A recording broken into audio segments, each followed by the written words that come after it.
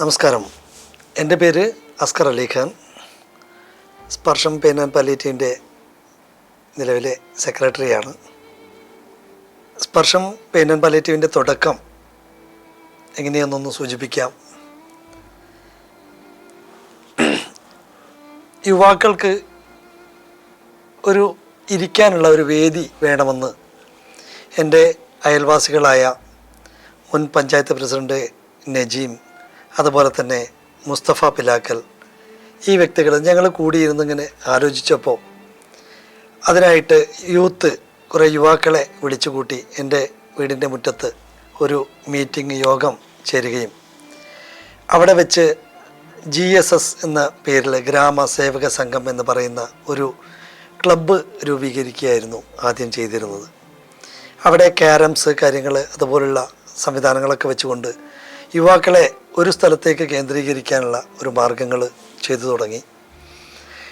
അങ്ങനെ വന്നപ്പോഴാണ് പിന്നീട് അതിൽ നിന്ന് കുറച്ചും കൂടെ ജനങ്ങൾക്ക് ഉപകാരം കിട്ടത്തക്ക രൂപത്തിൽ, രോഗികൾക്കൊക്കെ കുറച്ചും കൂടെ ഉപകാരം കിട്ടത്തക്ക രീതിയിലുള്ള പ്രവർത്തനം വേണമെന്ന് അങ്ങനെ ആലോചിക്കുകയും നമുക്ക് പാലിയേറ്റീവ് സ്റ്റാർട്ട് ചെയ്യുന്നതിനെക്കുറിച്ച് ഒരു ചർച്ച വരികയും അതിനെക്കുറിച്ച് കൽപ്പറ്റയിലും അതുപോലുള്ള പാലിയേറ്റീവുകളുടെ ഒരു കൂട്ടായ്മയുണ്ട്, വിപ്പ് എന്ന് പറയുന്ന, അവരുമായിട്ട് പോയി അതിനെപ്പറ്റി പഠനം നടത്തുകയും ചെയ്ത ശേഷം സ്പർശം പെയിൻ ആൻഡ് പാലിയേറ്റീവ് എന്ന പേരിൽ ഈ ഒരു ക്ലബിൻ്റെ മറ്റൊരു മുഖമായിട്ട് പെയിൻ ആൻഡ് പാലിയേറ്റീവ് ആരംഭിക്കുകയായിരുന്നു ചെയ്തിരുന്നത്.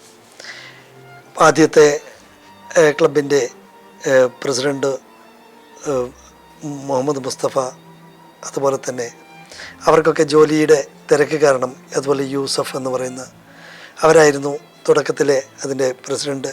പക്ഷെ അവർക്ക് ജോലിൻ്റെ തിരക്ക് കാരണം അവർ അതിൽ നിന്ന് അല്പം മാറി മറ്റ് നമ്മുടെ ഇപ്പോഴത്തെ നിലവിലെ പ്രസിഡൻറ്റിനെ അബൂബക്കർ അന്ന് വിദേശത്തേക്ക് പോയതായിരുന്നു. തിരിച്ചു വന്ന സമയത്ത് അദ്ദേഹത്തെ ചുമതലപ്പെടുത്തുകയും അങ്ങനെ അദ്ദേഹം ഇപ്പോൾ 10 വർഷത്തോളം ആയി, 10 വർഷത്തിൽ കൂടുതലായി പ്രസിഡൻ്റായിട്ട് അബൂബക്കർക്കയും 12 വർഷമായി സെക്രട്ടറിയായിട്ട് ഞാനും തുടരുകയാണ്. ഇതിൻ്റെ സ്പർശത്തിൻ്റെ ഇങ്ങനെ പറയുമ്പോൾ തന്നെ അറിയാം, സ്പർശത്തിൽ ഈ പാലിയേറ്റീവ് രംഗത്ത് ആർക്കും ഒരു അധികാരമോഹങ്ങൾ ഇല്ല എന്നുള്ളതാണ്.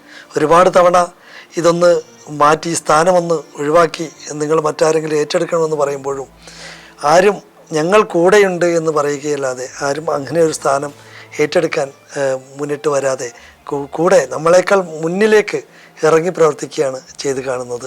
അതുതന്നെ നമുക്ക് ഈ ഒരു പാലിയേറ്റീവിൻ്റെ വലിയൊരു വിജയമായിട്ട് നമുക്ക് തോന്നുകയാണ്. അങ്ങനെ ആർക്കും ഒരു അധികാരമോഹങ്ങളല്ല, പ്രവർത്തിക്കണമെന്നുള്ള ഒരു താല്പര്യമാണ് എല്ലാവർക്കും ഉള്ളത്.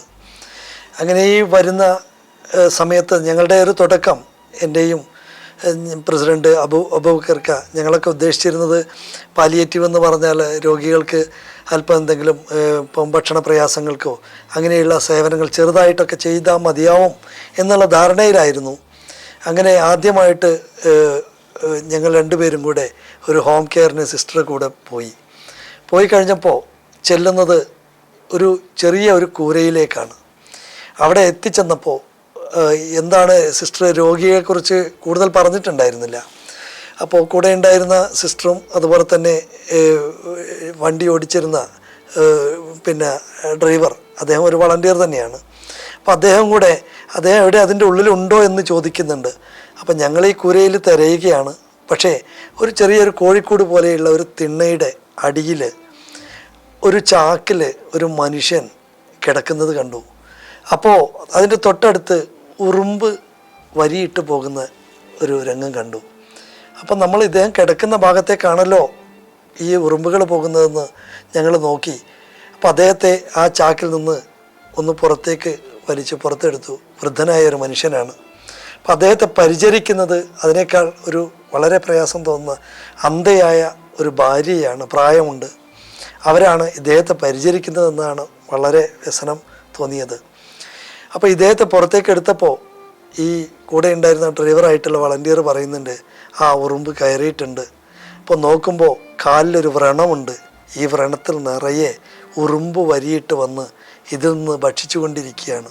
അദ്ദേഹത്തിന് ആ വേദന അറിയാതെ അതൊരു ലഹരിയായി മാറിയിരിക്കുകയാണ്.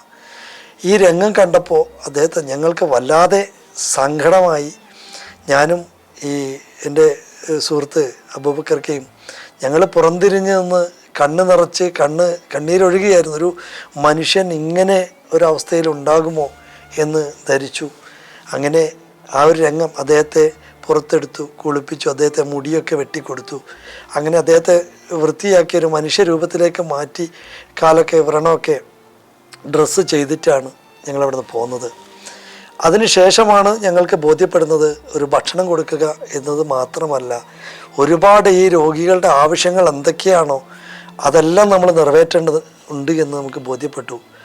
ഒരു 5-8 വർഷമായിട്ട് കാരാപ്പുഴയുടെ സമീപത്തുണ്ടായിരുന്ന ഒരു സുഹൃത്തുണ്ടായിരുന്നു. അദ്ദേഹം കവുങ്ങിൽ നിന്ന് താഴെ വീണ മനുഷ്യനാണ്, ചെറുപ്പക്കാരനാണ്, വിവാഹിതനല്ല. അപ്പോൾ അദ്ദേഹം നട്ടലിന് ക്ഷതമേറ്റ് ശരീരം തളർന്നു പോയി. അപ്പോൾ അദ്ദേഹത്തിനോട് ചോദിച്ചു, നിൻ്റെ എന്തെങ്കിലും ആഗ്രഹങ്ങളുണ്ടെങ്കിൽ പറ. അവൻ്റെ അടുത്തിരുന്ന് ചോദിച്ചപ്പോൾ അവൻ പറഞ്ഞത്, എൻ്റെ മുറിയിൽ നല്ല വെളുത്ത നിറമുള്ള ഒരു ബൾബ് ഫിറ്റ് ചെയ്തു തരുമോ എന്നാണ്. ആ ഒരു മനുഷ്യൻ്റെ ഏറ്റവും വലിയൊരു ആഗ്രഹം എന്ന് പറയുന്നത് വെളിച്ചം, നല്ലൊരു വെളിച്ചം കിട്ടുക എന്നുള്ളതാണ്. അദ്ദേഹത്തെ പിന്നീട് ഞങ്ങൾ കാരാപ്പുഴ കാണാൻ വേണ്ടിയിട്ട് സ്ട്രക്ചറിൽ കൊണ്ടുപോയി. അങ്ങനെ അവിടെ കിടത്തി കുറേ സമയം കണ്ടപ്പോൾ ഞങ്ങൾ വിചാരിച്ചു അദ്ദേഹത്തിന് അത് പ്രയാസമാവുന്നുണ്ടോ കുറേ സമയം കിടക്കുമ്പോൾ എന്ന്. അപ്പോൾ അദ്ദേഹം ഞങ്ങളോട് പറഞ്ഞൊരു കാര്യമുണ്ട്, മാഷെ കുറച്ച് സമയം കൂടെ ഞാൻ ഈ കാരാപ്പുഴ ഒന്ന് കണ്ടോട്ടെ. ഒരുപാട് കാലമായി ഞാൻ ഈ കാരാപ്പുഴയിലേക്ക് വന്നിട്ട്. ഞാൻ മുമ്പൊക്കെ സ്ഥിരമായിട്ട് വരുമായിരുന്നു, പക്ഷേ ഇപ്പോൾ ഒരുപാട് മാറിപ്പോയി. ഞാൻ കുറച്ച് സമയം കൂടെ ഇവിടെ നിന്ന് കണ്ടോട്ടെ എന്ന്. അപ്പോൾ ഇങ്ങനെയുള്ള ഒട്ടനവധി രോഗികളുടെ ആവശ്യങ്ങളും ആഗ്രഹങ്ങളും അത് നിറവേറ്റാൻ ഈ ജീവിച്ചിരിക്കുന്ന ഇപ്പോൾ പാറിപ്പറക്കുന്ന നമ്മളല്ലാതെ മറ്റാരുണ്ട് എന്നതാണ് നമുക്ക് അങ്ങനെയുള്ള ഒരു ചിന്തയിലേക്ക് വന്നത്. എനിക്ക് മറ്റൊന്ന് പറയാനുള്ളത്, ഈ പാലിയേറ്റീവ് കിടപ്പ് രോഗികൾക്ക് അവർക്ക് നമ്മൾ ആരൊക്കെയോ ആണ്. നമ്മൾ കുടുംബത്തേക്കാൾ അവരെയൊക്കെ ആദ്യം സുഹൃത്തുക്കളും ഇതുപോലുള്ള ആളുകളൊക്കെ കാണാൻ കുടുംബങ്ങളൊക്കെ തിരക്കായിരിക്കും. പിന്നീട് ഇതെല്ലാം കുറഞ്ഞ് ആരുമില്ലാതെ ഒരു മുറിക്കുള്ളിൽ അകപ്പെട്ടു പോകും. കുടുംബങ്ങൾ പോലും സമയം കുറവായിരിക്കും പിന്നെ കാണുന്നത്. അങ്ങനെയുള്ള ഇത്തരം രോഗികൾക്ക് അവർക്ക് ആരൊക്കെയോ വരാനുണ്ട്. മാസത്തിലോ അല്ലെങ്കിൽ 2 ആഴ്ച കൂടുമ്പോഴൊക്കെ ഞങ്ങൾ വരുന്ന സമയം അല്ലെങ്കിൽ ആ തീയതി നോക്കി നിൽക്കുകയാണ്. അല്ലെങ്കിൽ ഒരു ദിവസം വൈകിയാൽ ചോദിക്കാറുണ്ട്, എന്താണ് ഇന്നലെയല്ലേ വരേണ്ടത്. അപ്പം അവർ അത്രമാത്രം നമ്മളെ പ്രതീക്ഷയോടെ കാത്തിരിക്കുകയാണ്. അപ്പോൾ അവർക്ക് നമ്മൾ നൽകുന്ന സേവനമെന്ന് പറയുന്നത്, അവർക്ക് ചില ഭക്ഷ്യധാന്യ കിറ്റുകൾ ആവശ്യമുള്ള വീട്ടിലേക്ക് അവരുടെ അടുത്ത് കൊണ്ടുപോയിട്ട് അത് വെക്കുമ്പോൾ അവരുടെ അഭിമാനത്തോടു കൂടിയാണ് അവർ കുടുംബത്തോട് പറയും, അത് എടുത്ത് അടുക്കളയിലേക്ക് വെക്ക്. അപ്പോൾ അത് പറയുമ്പോൾ അവരുടെ ഒരു സ്വത്ത് അവർക്ക് അധ്വാനിക്കാൻ കഴിയില്ലെങ്കിലും അവരുടെ ഒരു വിഹിതമാണ് ഇത്, നിങ്ങൾ കുടുംബത്തിലേക്ക് ഞാൻ തന്നിട്ടുണ്ട് എന്നുള്ളൊരു അഭിമാനം അദ്ദേഹത്തിന് ഉണ്ടാകുന്ന ഒരു പ്രവർത്തനമാണ് ചെയ്യുന്നത്. അതുപോലെ നമ്മൾ കൊടുക്കുന്ന ചെക്കുകൾ, ധനസഹായം, അതും അദ്ദേഹത്തിൻ്റെ ഒരു സ്വത്താണ്, അവർക്ക് വേണ്ടിയാണ് നമ്മൾ കൊടുക്കുന്നത്. അതെടുത്തിട്ട് കുടുംബത്തിലേക്ക് നീട്ടി കാണിക്കുമ്പോൾ അദ്ദേഹം ഒറ്റപ്പെട്ടിട്ടില്ല, എൻ്റെ ഒരു വിഹിതവും എൻ്റെ ചികിത്സയ്ക്ക് വേണ്ടി കുടുംബത്തിലേക്ക് ഞാൻ സമർപ്പിക്കുന്നു എന്നുള്ളൊരു തോന്നൽ, ഒരു സംതൃപ്തി ഈ രോഗികൾക്ക് കിട്ടണം. ചില രോഗികളുടെ അവസ്ഥ, വേദന എന്ന് പറയുന്നത് ക്യാൻസർ രോഗത്തിൻ്റെ വേദന, ഇത്രയും വേദന മറ്റൊരു വേദനയ്ക്കുമില്ല എന്നാണ് ചില രോഗികൾ അനുഭവം പറയാറ്. ഞങ്ങളൊരു രോഗിയെ കാണാൻ ചെന്നപ്പോൾ ചെറുപ്പക്കാരിയാണ്. അവർ അമ്മയോട് പറയുന്നത്, എൻ്റെ വയറ്റിനുള്ളിലേക്ക് കൈയിട്ടൊന്ന് ഇളക്കി തരുമോ എന്നാണ്. കാരണം വയറിൽ അത്രയും പുകച്ചിലായിട്ടുള്ള വേദന സഹിക്കാൻ കഴിയുന്നില്ല. ഞങ്ങൾ ആംബുലൻസ് വിളിച്ചു. പാതിരാത്രിയിൽ വേദന സഹിക്കാൻ കഴിയാതെ വിളിച്ചപ്പോൾ ഞങ്ങളെല്ലാം ചെന്നു അവരെ ഹോസ്പിറ്റലിലേക്ക് പറഞ്ഞു വിട്ടു. തലശ്ശേരിയിലേക്ക് ആംബുലൻസിൽ പോയി. അവിടുന്ന് 2 ദിവസം കഴിഞ്ഞു അവർ ഇഞ്ചക്ഷൻ ചെയ്തപ്പോൾ വേദന അല്പം ശമിച്ചപ്പോൾ അവർ വീണ്ടും തിരിച്ചു വിട്ടു. വീട്ടിലെത്തി 2ാമത്തെ ദിവസം വീണ്ടും വേദന തുടരുകയാണ്. അപ്പോൾ ഇത് നിരന്തരം വേദനിക്കുന്ന രോഗികളാണ്. അപ്പോൾ ഇത്തരം രോഗികൾക്ക് അടുത്ത് നമ്മൾ കാണാനും അവരെ ആശ്വസിപ്പിക്കാനും അവർക്ക് വേണ്ട സഹായങ്ങളൊക്കെ ചെയ്യുമ്പോൾ അത് ഏറ്റവും വലിയ ഗുണകരമാണ്.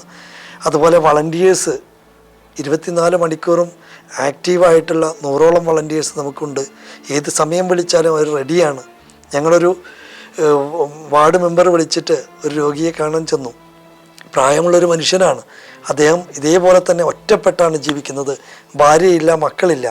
ഒരു കുടിലിൽ തനിച്ച് ഒരു കിടക്കയിൽ കിടക്കുകയാണ്. കിടക്ക എന്ന് പറയാൻ വയ്യ. ആ ഒരു അവസ്ഥയിൽ പുതപ്പൊക്കെ വിരിച്ച് കിടക്കുന്നുണ്ട്. നോക്കുമ്പോൾ അദ്ദേഹത്തിന് അയൽവാസികൾ ഭക്ഷണം കൊണ്ടുവച്ച് കൊടുക്കുന്നുണ്ട്. ചിലപ്പോൾ കഴിക്കും, ചിലപ്പോൾ കഴിക്കില്ല. അപ്പോൾ അവിടെ ബാക്കിയായത് കണ്ടാൽ അടുത്ത ആളുകൾ പിന്നെയും കൊടുക്കാൻ തയ്യാറാവുന്നില്ല. ഇങ്ങനെയുള്ള അവസ്ഥയിലാണ് ഞങ്ങൾ ചെല്ലുന്നത്. ചെന്ന് അദ്ദേഹത്തെ ഇതേപോലെ തന്നെ വളണ്ടിയർമാർ അവരെ നമ്മളെ ഒരു മക്കൾ എങ്ങനെയാണോ ഒരു അച്ഛനെ പരിചരിക്കേണ്ടത് ആ രൂപത്തിൽ അദ്ദേഹത്തെ മുടിവെട്ടി, അദ്ദേഹത്തെ കുളിപ്പിച്ചു, നല്ല വസ്ത്രം ധരിപ്പിച്ചു. അതിലെനിക്ക് ഏറ്റവും എൻ്റെ മനസ്സിലേക്ക് കോറിയത് നമ്മുടെ ഒരു വനിതാ വളണ്ടിയർ, അദ്ദേഹം കുറേ ദിവസങ്ങളായിട്ട് മലമൂത്ര വിസർജനമൊക്കെ ചെയ്തിരുന്നത് ഒരു പുതപ്പിലായിരുന്നു.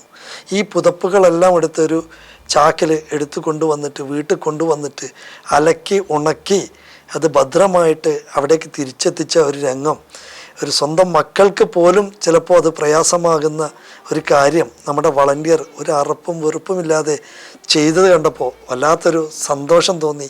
കാരണം ഇതാണല്ലോ മനുഷ്യൻ ചെയ്യേണ്ടത്, സാമൂഹ്യ സേവന രംഗത്ത് ചെയ്യേണ്ടത് ഇതാണ് എന്നുള്ള ഒരു തോന്നലുണ്ടാക്കി. അത് ചിന്തിപ്പിച്ചൊരു കാര്യമാണ്. അതുപോലെ തന്നെ ഒരുപാട് കൊറോണ കാലഘട്ടത്തിൽ ഹോട്ടലുകളൊക്കെ അടഞ്ഞു കിടന്ന സമയത്ത് നമ്മുടെ വളണ്ടിയേഴ്സ് ഈ ജീവികൾക്കും അവരും ഇതുപോലെയുള്ള പ്രതിസന്ധി ഉണ്ടാകുന്നുണ്ടല്ലോ എന്നുള്ള തിരിച്ചറിവ് അത് കാരണമായിട്ട് ഹോട്ടലുകളൊക്കെ അടച്ച സമയത്ത് തെരുവ് നായകളൊക്കെ പട്ടിണിയിലായിപ്പോയി. ആ സമയത്ത് നമ്മുടെ വളണ്ടിയർമാർ അല്പം അരിയൊക്കെ സംഘടിപ്പിച്ചു.